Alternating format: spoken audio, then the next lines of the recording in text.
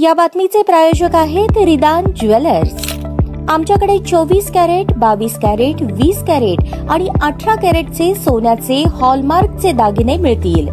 HUID number प्रमाणित दागिन्यांसाठी GST bill घेणे अनिवार्य। 100% रिसेल गॅरंटी। इतकेच नव्हे तर प्रत्येक 10 ग्रॅम सोने खरेदीवर 10 ग्रॅम चांदीचे नाणे 20 जुलै 2024 पर्यंत अगदी मोफत। ग्राहकांसाठी विशेष रिदान गोल्ड योजना। ग्राहकांनी सलग 11 हप्ते भरल्यावर 12वा हप्ता आम्ही भरणार। त्याची रक्कम 1000च्या पुढे कितीही। मजुरीवर 50% सूट देखील मिळेल। पत्ता रिदान jewellers, 133 new तिरेगाव, Chandni Chowk, forest, Solapur.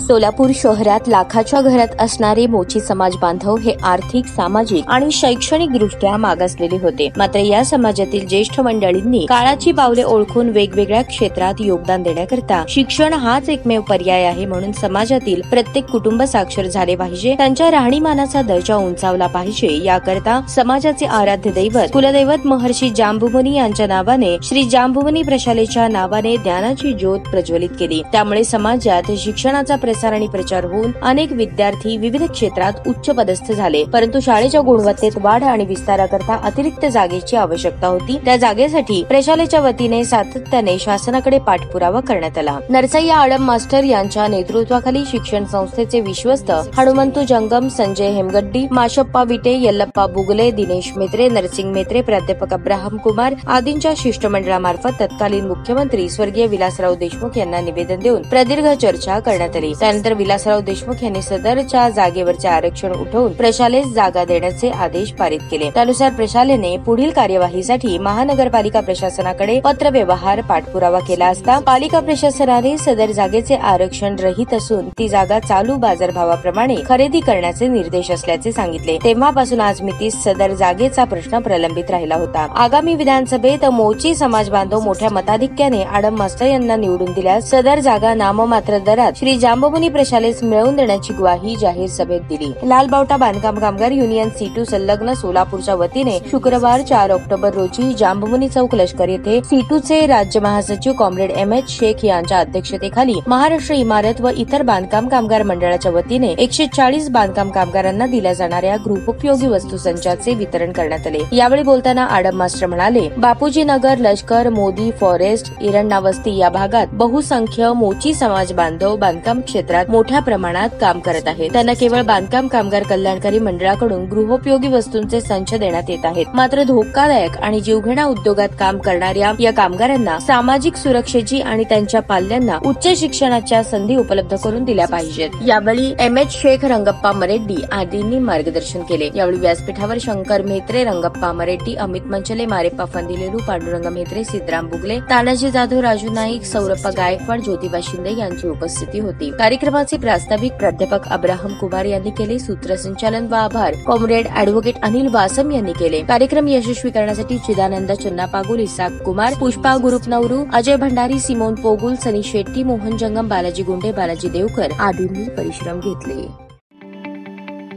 ताज्या बातम्या पाहण्यासाठी प्राईम महाराष्ट्र न्यूज चॅनलला सबस्क्राईब करा।